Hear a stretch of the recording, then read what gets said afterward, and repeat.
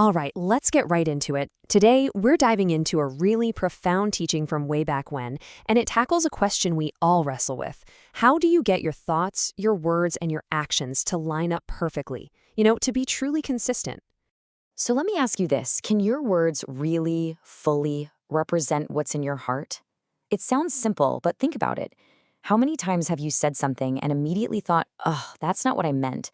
This struggle, this quest for real integrity, well, that's the very core of what we're talking about today.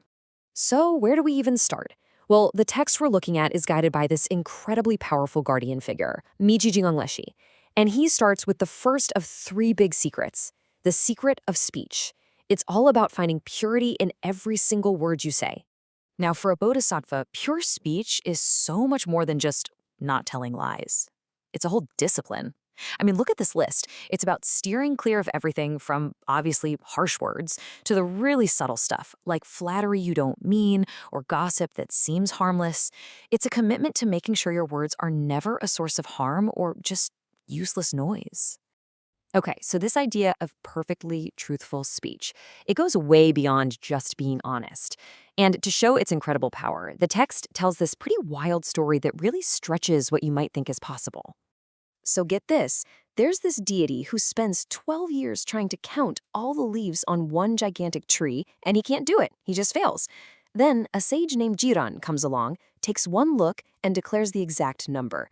And we're talking numbers so huge, Gai and Yi, that we can't even really comprehend them today. And he's so sure of himself, he basically tells the deity, hey, if you don't believe me, go ahead and count them yourself. So what's the trick, right? It wasn't some kind of magic. The sage's secret was this concept called Ju Chang, which means absolute perfect sincerity. His mind was so completely pure and truthful that his words were just one with reality. There was literally no gap between what he said and what was true. And that leads us perfectly into the next layer. I mean, if pure speech is the result, what's the cause? Well, according to this teaching, it all comes from the second secret, the secret of the mind. The secret of the mind is kind of like the engine behind everything a bodhisattva does. It's a state of inner purity so deep that wisdom and even some incredible abilities just naturally arise from it. But, and this is the important part, it's not for showing off. These abilities are just a side effect of a mind that's completely focused on compassion for everyone. So how in the world do you get a mind like that? Well, the text lays out four really deep practices. It starts with compassion, which means letting go of that tight grip on the idea of a self. Then empathy, really seeing that you and others aren't truly separate. Third, finding joy in understanding that life isn't this solid thing we have to cling to. And finally, protecting all beings, which comes from realizing there's no fixed, separate soul anywhere.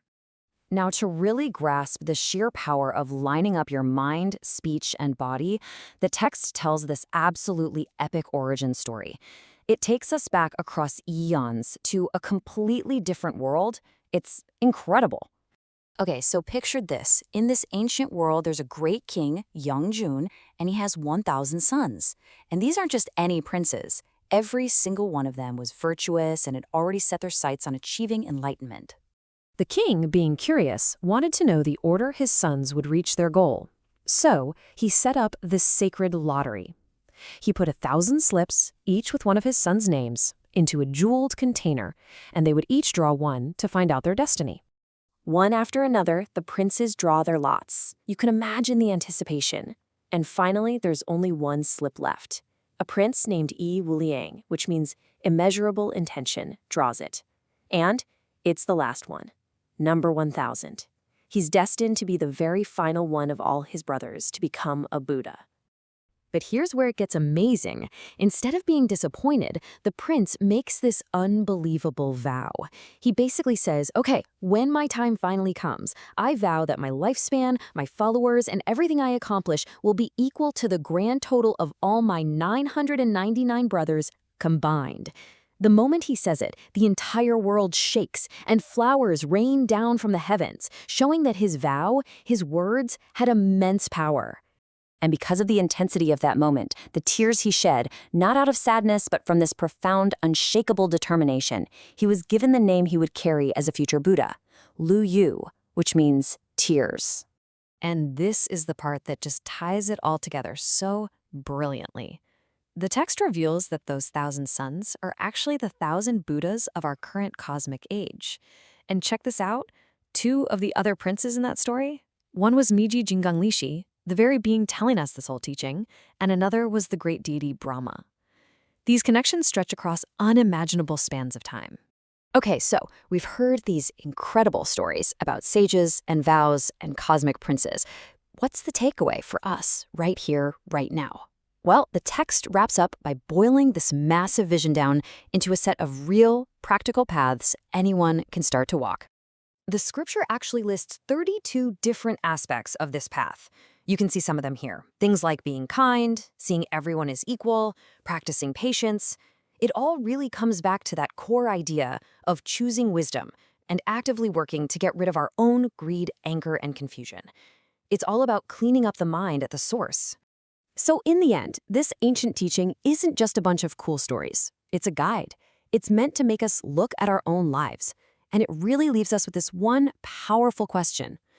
When you look at your own actions, your own words, and your own thoughts, where's one place you can start today to bring them all just a little bit closer together?